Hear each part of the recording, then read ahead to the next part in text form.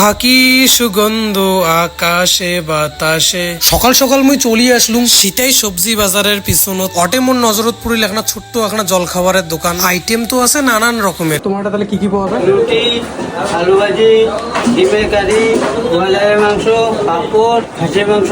আর পাওয়া যায় গরম গরম খিচুড়ি। পেটটা কষ্ট না দিয়ে নিয়ে নিলুম এক প্লেট খিচুড়ি, তার সাথে নিলুম চিকেন কষা, আলুর তরকারি, পাঁপড় আর রুটি। এক পিস চিকেন কষা 10 টাকা, এক প্লেট খিচুড়ি 10 টাকা, এক পিস খাসির মাংস 30 টাকা, একটা রুটি 7 টাকা, আলুর তরকারি বা ভাজা পাইবেন, রুটি খিচুড়ি দুইটার সঙ্গে ফ্রি, আর পাঁপড়ও পাইবেন ফ্রি। খিচুড়ির সাথে চিকেন কষা মুকুট দিলুম ঢুকি, স্বাদের তো নাই কোনো জবাব। খিচুড়ির সাথে চিকেন কষা লাগে না মন্দ, রুটি সবজিটাও ছিল না খারাপ। তোমরা কোনদিন খাওয়ার আসবেন সেটাও মুখ কন। কয়দিন দোকান তোমার খোলা থাকে? প্রত্যেকদিন।